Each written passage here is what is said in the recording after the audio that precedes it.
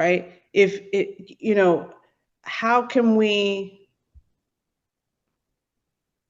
okay, I said it like this. If there are 8 billion of us on the planet and we are all God breathed, right? We are we are pieces of consciousness, right? Do we really think that consciousness source itself wants to have 8 billion experiences that are the same or different? Yeah, it doesn't make sense. Like if I were source itself and I send and I'm because I could, okay, because I'm source, I could be like, nah, I don't want this many of me down here. All right. So when people talk about, oh, overpopulation, well, that's up to source. Source can make it just like that. Nah, y'all out of Right, here. Right? right. Like the dinosaurs ain't here no more. So, right? Like I love elephants. But I'm curious about what the mammoth would have been, right? But I don't know. So it's just like, okay, so there are 8 billion of us here. Like even though you and I are having this conversation and we are, we're in sync, we're in flow, we're having this great, beautiful experience. Our experiences are different. Our Right. takeaways are different. And if I watch this back, it'll be different again. So this sameness that we think that we're supposed to have, it's really about unlearning the lie. Where is the lie? If something is causing you a lot of pain, look for the lie that you have bought to be the truth. Mm. Yeah, yeah. And that Even in question, my, what huh? what what is the lie or what is the misinterpretation that I have? And then what's the truth? Right? You can follow it up with that. What's the truth for me? Wow. Well, I do a pattern. I do a definite pattern interrupt with where's the lie? Like, where is it? Right? Like for Yeah. you, that feels softer, and for me, if I gave myself that out, then I would make it. I would waste time, and I need to be jarred. I need to be like that language for me is the best because also then where's the truth? Well, there are many different versions of the truth, right? If you and I are both having this one experience, but we're having different experiences, both of Right. those things are true. So then, like, which one is more true? And you know what I Right. mean? So so it's simpler for me to be like, where's the lie? And so for your viewers, the reason that this is so beautiful is like which version at whatever moment that you need it, which tool applies to whatever situation you're in whenever you're in it. And if it ceases to be helpful in that moment, knowing and being willing to try something else Mm. is important, Yeah. Yeah. right? You You don't have drove this, you don't have huh? to stay with the same medication if it no longer feels right. You don't have to stay with the same practice or thing or if it doesn't feel right or if you know that it's not working, right? Right, like like Tony Robbins, he talks about the values and stuff that people look for, and one of them uh,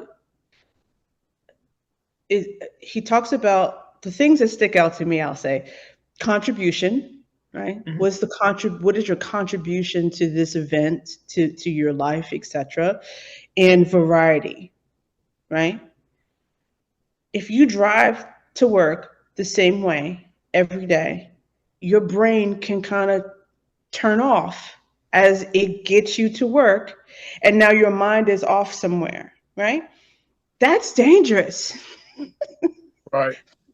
you know, do something do something where you can stay engaged and stay in the present, right? Even if you're tweaking it just a bit. Like I've plenty of clients have said to me, "Oh, I just don't know how to meditate." Meditating can look Meditating is having awareness of the thing that you're doing while you're doing it. Mm. My issue with I love being American. I love great, check all the boxes, say all the things I need to say, blah blah blah. My problem with being with Americans is that we will take a concept and we will score it down to the bone, and then we'll create this other thing. What do I mean by that? Meditation is one of the tenets of yoga. I think there are 8 tenets of yoga, Okay. right? So in other words, yoga now just means, who can outstretch the other person and bending themselves into these poses, et cetera, et cetera. And it's just like, but honey, like, yeah, you could do that. You're double jointed. That's great. That's great. But what awareness are you now privy to that you weren't before you could, fit yourself into this pose, right? Mm. Mm. How aware are you when you're taking steps like from the kitchen to the bathroom or wherever you're going? Like, how aware were you? Right? And it's just like, well, that's ridiculous. Like, why do I need to slow it down that much? It's just like, because when we can slow our lives down that much, they get to mean more, Mm. right? Versus these big peaks, right? So like we're only celebrating the milestones of air quotes, the milestone of a birthday, if it's your 40th or your 50th, beyond. But 51 is important. All of them is important in order to get you to 60. Like, what are we talking about? Right? How big of a deal is it? I mean, I'm looking at myself. How big of a deal is it to slow down and to? That's funny. The awareness that you just talked about. I know that, but I don't practice that as much as I feel like I should. Especially now that we've talked about it, I'm really thinking about that now. How big of a deal is that? That having that awareness from slowing down and I've got on me now just really enjoying things as you move through life, enjoying your food. I mean, I watch people eat so fast, right? And then I remember the guy, he's transitioned now. He was a monk guy. His name started with an N, and he had books and all of this stuff. And I remember listening to him talk about eating. Thich Nhat Hanh. I think I, I'm mispronouncing his name. Vietnamese monk. Yeah, yeah, I love him. I, Yes. but I Yes. remember him talking about taking. I may be wrong, but it was a long time. I want to say an hour to eat. And that's about awareness. That's about being aware. It's about being present. It's about being in the moment. And it has so many benefits, but we are being conditioned to move so fast. There's always a next thing that needs to be done, and it needs to be done now. Last year when my wife and I we went to Florida 4-hour anniversary. Mm-hmm. And, growing up, our vacations were always 2 or 3 days max. And conditioned, that's what we had been doing. Mm-hmm. But last year, we took, I want to say 8 days. And we didn't drive, we flew down. I became aware that it took me 3 days to stop feeling like I needed to rush because we were getting ready to go back. Wow. When that hit me, it was, no, we still have a whole nother week. We're not leaving until next Sunday. And it was like Saturday. It was like the Saturday or the Sunday before. It's like, we're not until next Sunday. Mm-hmm. When Mm-hmm. that said on me that, no, I'm not going anywhere. Mm-hmm. But I was still Mm-hmm. feeling like I needed to rush. I was still feeling that weight. Mm-hmm. Mm-hmm. And that Mm-hmm. of your awareness in the moment. Cumulatively, it robs you of your life, right? Mm, So, like, how important is it to slow down? It is everything, right? Um, People are in pain. They're the walking wounded because their dreams um, are almost unachievable because they didn't take the small seemingly insignificant steps that they needed to create their peace and to create their joy. They didn't choose themselves. They said no. They said yes when they meant no. Um, but we feel like unless we have like this big grandiose like Instagram life, that we're not significant. But when you can slow down your experience to have a conversation like this, to listen to your child express their day, to stop what you're doing when your spouse comes into the room and to light up and to make a big deal about it, even though you saw them 15 minutes ago, who cares? Who cares? Right? Like what they care and they feel good, and now you feel good, and now you've made a moment out of nothingness. That's mm, all that we're doing. We are creating out of nothingness. Even the biggest movie star has created out of nothingness, mm, right? And they are playing pretend based on somebody's regular life. And now we go and we watch them create this performance out of nothingness from being regular, and then you go back to your regular life and now you feel insignificant. What? mm. And do you call that manifestation? Is that manifestation in the moment when you create an experience like that? Because we don't All of it is manifest. manifestation. Yeah. Yeah. Yeah. Just like, you invited me to have this conversation, and we didn't discuss what we were going to discuss, right? We've manifested it, like following the energy, and Mhm. trusting ourselves enough to know that we were going to show up full and play full out, and that's all this is, right? I decided, speaking of variety, I had some shrimp in the freezer, and I was just like, oh, I'm gonna make me some shrimp burgers. And Fitz was all, do you know how to make them? I'm like, no. I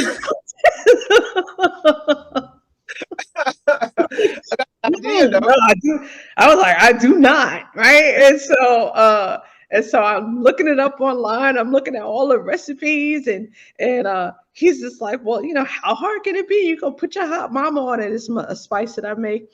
And I was just like, no, I need information. I said, I need information so I can throw out what I don't want, throw out the ideas that don't serve me or that are not in my kitchen, because I'm Uh, not going to the store, right? uh, This is the challenge. And these are the things. It's like that's what creates a memory.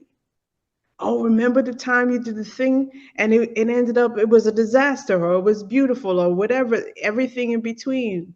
We're right. waiting for this big grandiose thing to happen in order for us to celebrate. But if you get in the habit of being celebratory, then the Uh, opportunity, it can happen every day. It wow. can happen Or every moment. it is happening. I said it is happening, but you just said about waiting for the big thing, and in waiting for the big thing, most often you're not in alignment with the big thing because you're waiting, and you're probably frustrated because it hasn't happened yet, and so you're not in alignment with it, and so it never happens. And you find yourself never having a reason to celebrate. We are conditioned to being, we're habitual, frustrated beings. I have a story for you. My I guy, I take my guys to work out for basketball. Me and my middle son got up this morning. My youngest had workouts at his school yesterday, so he was like, "Nope, I'm not getting up in the morning to go." So we got up 4:30 to be at the Y at 5 when it opened, so we could work out for an hour. We've been doing that for a while now, because basketball season's right around the corner. Kendrick is a senior this year. But my guys, I'm working with them diligently and trying to do it in a way that they don't push against me. They are conditioned, just what you just said, to celebrate the misses and the mistakes. But when they do things correctly or they make shots, nothing. Right? The emotion and the bigness is applied to the misses, but not to the makes. We're not celebrating our successes. We are conditioned to celebrate. And it's celebrating when you're applying that emotion and you're making it big in the mind and the body, and you actually say words and behave in a way. We're conditioned to celebrate our problems, to celebrate the mistakes and the mishaps, and to celebrate the missed shots versus celebrating the makes, not knowing we're programming ourselves, continuing the conditioning in that direction. So I'm like, guys, celebrate the makes. Don't think about the misses at all. Don't give it any more energy. But they're conditioned to that already. And so it feels like an uphill battle trying to get them to celebrate in their successes. Because they'll make 8, 9, 10 shots in a row. And nothing. They might smile a little bit. I'm like, that's normal. You guys know how to shoot. But when they miss a couple of shots, I'm like, no, forget it. Don't give it any. Absolute devastation. So there's a two thing going on. So in competition now, I don't know if they're doing this in other countries, so forgive my ignorance, but to celebrating because someone has a participation award, I think is ridiculous, right? Why are we getting sixth place awards? Like I don't understand that. I don't get that. There's that. That's the elephant in the room for me, right? But the other thing is this devastation. 'Cause I just watched the World Championships for track and field, and these people are amazing at what they do. Like absolutely amazing, right? So like I think India was doing track and field. It was men's track and field, and it was important for them to qualify in these championships so that they could like be open for the running in the Olympics, right? And I think it was like a 4x400 or something like that. And they got fifth place or fourth place, and they were absolutely excited because this put them in the running, right? I also saw people win silver and bronze, and they felt like, man, I really accomplished that goal. That was amazing, right? But then if the Americans did not win gold, they were not, some of them were not gracious. Mm. They felt as if they had lost. And I'm like, well, how disrespectful is that to the people that you competed against? So you're basically saying that their will and their effort and the fact that they beat your ass.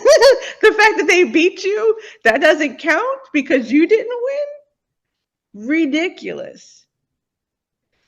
But to the point of not of berating themselves when your boys miss those baskets, it's this devastation of, oh, I'm not being the best, Mm. right? So even when I am the best, I'm looking for the next time I fail versus the fact that I am just being, I'm in the zone, I'm in my flow, right? And maybe it's really about, because children are different now. They are, we can't raise them the way that we've been raised. My issue with our generation is expecting our children to be us, which Mm. is why our parents had a problem raising us, because they wanted us to be them, right? And it's like, just, we have to gently do this. We have to just guide them in the way that, in the safest parameters for them to go, because they're going, right? Because collectively, these humans, the younger generation, have chosen to come in together to do and create this thing that's being created, Right. Right. right? So within the parameters of this matrix that they've created, that we are in, how do we teach them that being humble under the guise of being in the collective and being accepted is bullshit, Yeah. versus just being humble because that's just your beingness? Like, but if that's not you, then don't be that, I've right? had challenge with that word humble, having, in the way that it is portrayed growing up Hmm. in, religion. You and I've It had this conversation many times. Yep. Yeah, Hmm. it, what I have learned is that, the language and the words that we use, the meanings and the interpretation changes depending on the vibration that you're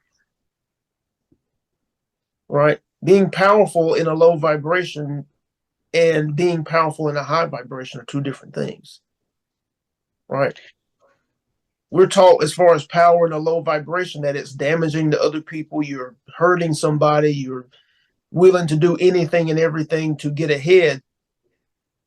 But power in a high vibration means that you are fully you, and you are choosing to be brilliant, and that's what you show up as to everybody you come in contact with, or some version of a high version of yourself, because you're selfishly choosing that. Well, Things. even the trigger word that you just mentioned, like, we could wax poetic for another hour about the term selfish, Mm. right? um like we were just talking about productivity, right? I'm watching someone on YouTube, and their version of being productive, right? It's just like, I don't have to damn someone for their version. I can celebrate their version, because Right. that automatically means that then now I have the room to do my version. It's not supposed to be a carbon copy of them. It has to look the way that I say that it looks, and I tweak it accordingly, because it has to fit inside of my life, Mm. right? So when we are talking about excellence, like when people, okay, I do have male clients, not as many, but they tell you got to pick a niche, so that's why that's the verbiage that I put in my bio, right? But when I tell people, especially women, it's just like they have this thing about being selfish, and it's like, okay, the most selfish act that you've ever done was your first act on this planet as you. They're like, what are you talking about? Just like, you didn't care the cost, even if it killed your mother, but you Mm. were born. The simple act of being born is the most selfish act. So you already intrinsically know how to be selfish. So cut it. Stop it. Stop the story. right? And Life or life or death. I'm sorry, you cut out oh, a second. I said it's natural. It's not, the challenge at speaking for myself again, the greatest conflict, the greatest inner conflict that I have had and have is going against myself. And I'm noticing it more now how often I go against myself for others, right? And it's most people close to me. That's where it shows up the biggest, most Hmm. often when you start dealing with expectations and things of that nature, and you find yourself doing things for people when you said earlier about saying yes when you really want to say no. Hmm. Along that, it's almost like you're giving yourself away a little bit, Hmm. and it turns and it feels like conflict. It's inner conflict. You're accurate. It is conflict, and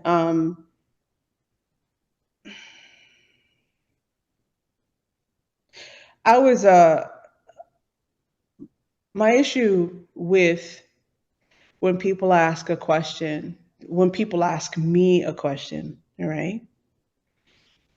I know that it is my I, I strive to be autonomous in everything, always. And so when you ask me a question, I know that it is within my right to say yes or no.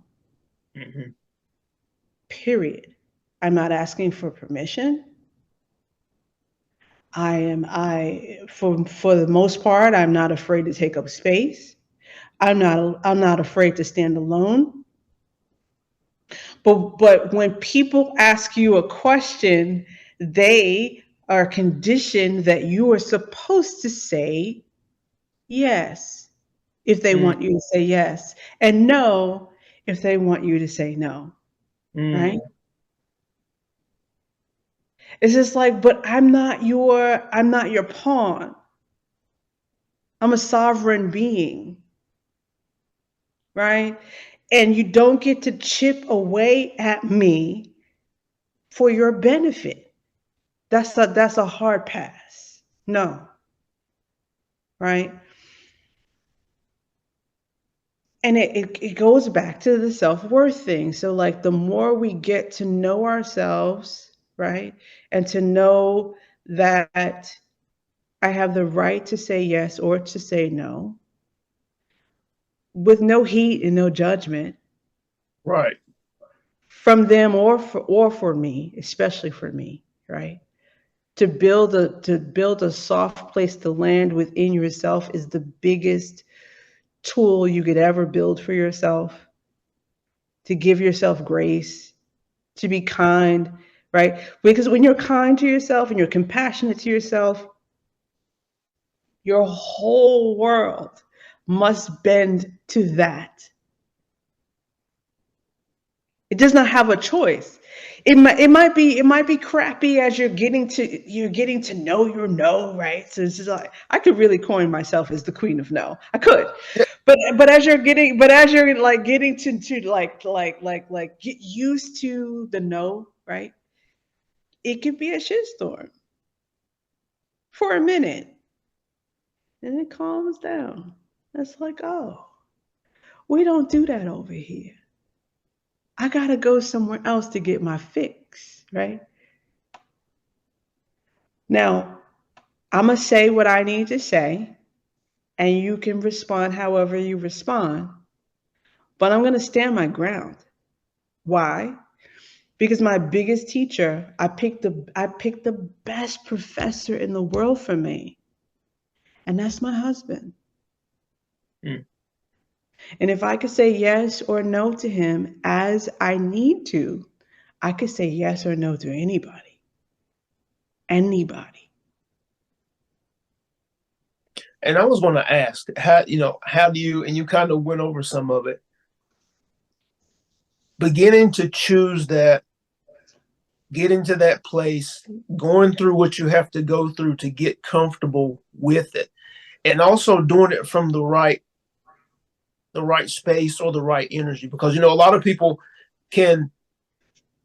of people I'm trying to find other words or other scenarios, but a lot of people can say no in that idea, but they do it from an free place. They do it from a place of frustration. That's what gives them their power versus being in that space of I'm comfortable with me and I'm saying no. That's two different things, right? I think it's a path. Right. I think there's an assumption that you get to a place and you're big and bad and don't dare and blah blah blah. And sometimes you have to be uncomfortable in your no until it becomes the thing that you can pull from and choose should you need to do that. Right. So if you ask me something and now I've got to say no, right? And no, right? And so now I've got to get mad at you or the situation, and I'm frustrated, but I'm really indignant. I'm appalled that you've asked me such a thing. How dare you? I've got to do that thing until it's just like, oh, man, they have a right to ask, just like I have the right to decline. Yeah. So it's path, right? Yeah. Because if you say yes enough times to a thing that you really want to say no to, now you're in a scenario, you're in a situation, spending time doing this thing that's now obligatory. And man, I could have been watching the game. I could have been picking my nose. I could have been doing anything other than this thing that I'm hating right now. Right? You do that enough times and you're like, how do I make a change in this? How do I do this different? Like what would this look like if I can say no? Okay, okay. I have this sweet ability to say no, but thank you for asking, right? And please ask me again. And I mean that.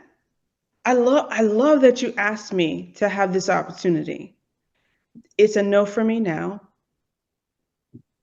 Not an explanation, right? You go into an explanation, the person that asked you is waiting. You froze. Are you here? I wonder. Yeah. Okay, your screen is still frozen. Uh, Huh? Can you hear me? Yes, I can. Okay. All right. If you say no, comma, then the person that asked you is waiting for they're waiting for the reason why you can say yes. Mm. And in that moment, are you giving away your power? You start Yes, you are. Yes, you notice. are. Because you want to be liked. You Yeah. want to be liked. You want to be accepted. You want them to know that oh please, oh no, Yeah. It's yeah, it's just nah, bent over. It's just like you're bent over. Yes. no, absolutely not. I do not want to do that right now. But thank you for asking, and please Yeah. ask me again if you mean it. If you don't mean it, don't say that.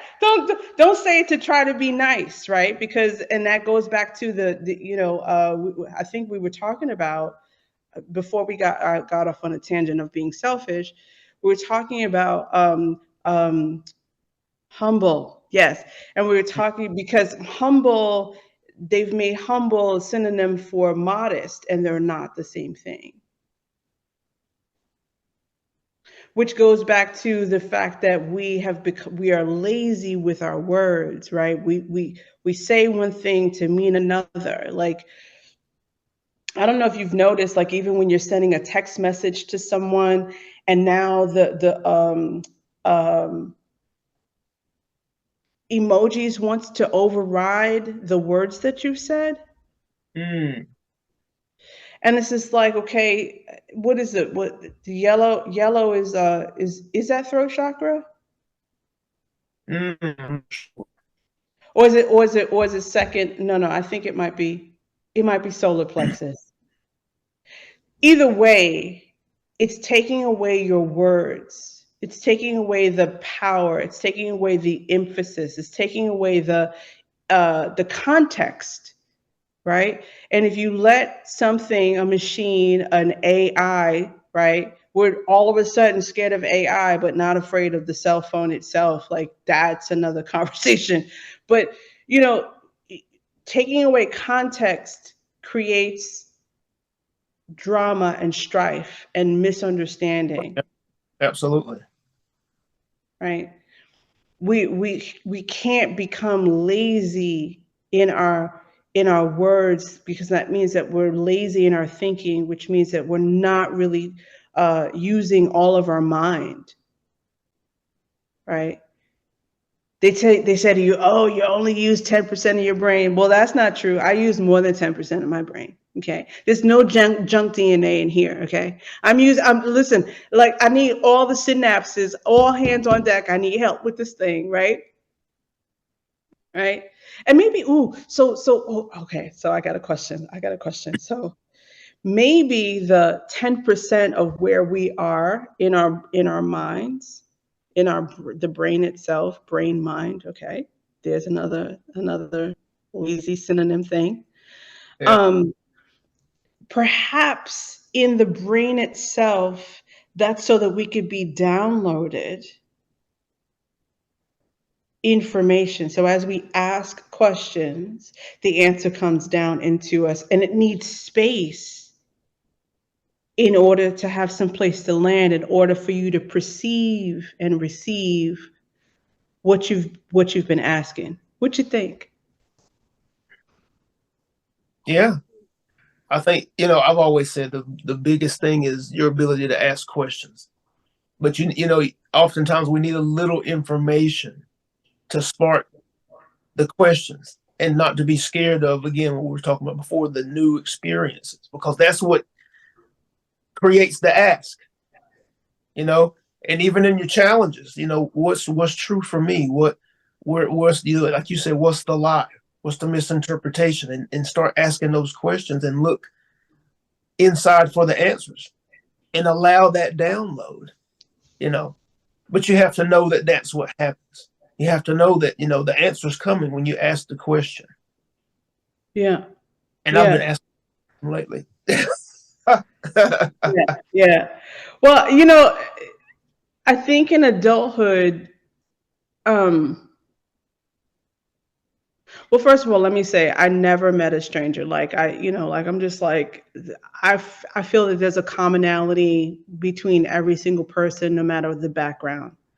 I Mm, might not necessarily want to hang out with that person, but they're not a stranger to me, because I've got family who are more strangers to me than strangers, right? So there's that, right? Um, that said, I lost my train of thought. Squirrel.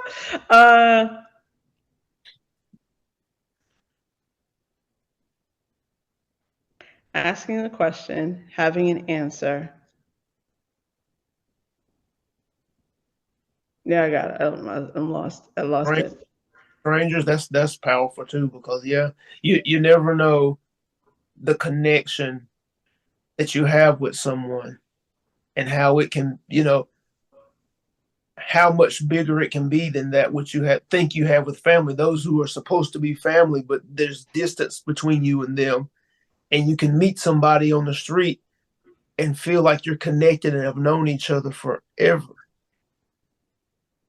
You know. Yeah, yeah. Part of what I think I wanted to say is that when you feel like everyone's a stranger, then you feel alone.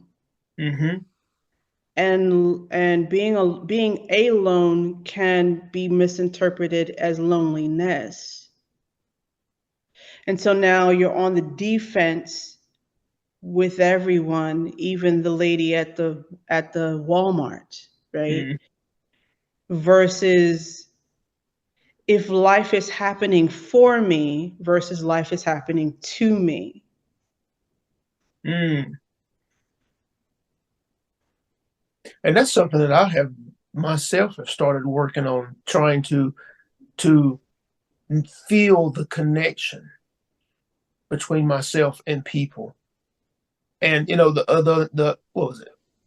Last weekend or weekend before last, I had been playing with that and playing with my energy around it. And I went to watch the UFC fight at Dave and Buster's at the mall. And I had two people come up to me and just started talking. I went by myself. I was sitting watching the fights, and the manager walked by. I saw him walk by, and he came back. He asked me how everything was doing, and then he left like 15 minutes later after this entire conversation. And then another guy came up and did a very similar thing. And it's like, opening yourself up to that connection, opening yourself up to people. And it feels it's different from how I have been, but it's a way more expansive way to live. And it also is showing me even more so that, what I'm giving off, what I'm expressing is what's creating the experience, is what's allowing it. And it goes back to self-value and self-worth, right? If I know that life is happening for me, then what is going to surprise and delight me today? Right. If life is happening to me, who's going to come and F up my day today? And it's scary. Well, right. It of course it's scary. Like if life is happening to me, like, am I gonna get out of the day alive? Am You I know gonna what? I have felt that was my life for a long time. Just dang?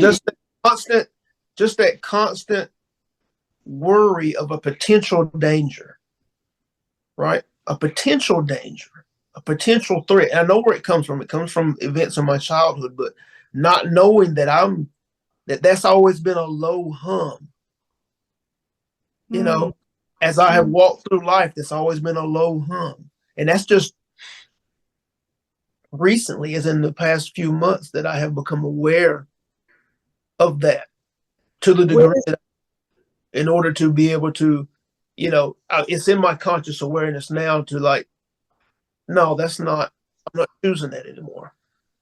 And I think that's when I started doing opening up my connection and looking for that connection and feeling that connection with people, because I've always had that arm's length thing going on because of that feeling of that looming danger.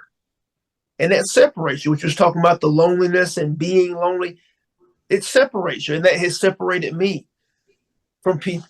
And I've become aware of that. It's been a big thing. But it goes back to what you were saying about the value and the worthiness. right? I mean, well, one thing I'm very, very curious to know, if you could identify where does that sit in your body? It's at the top of my gut. It's right here. Yeah, it's right here.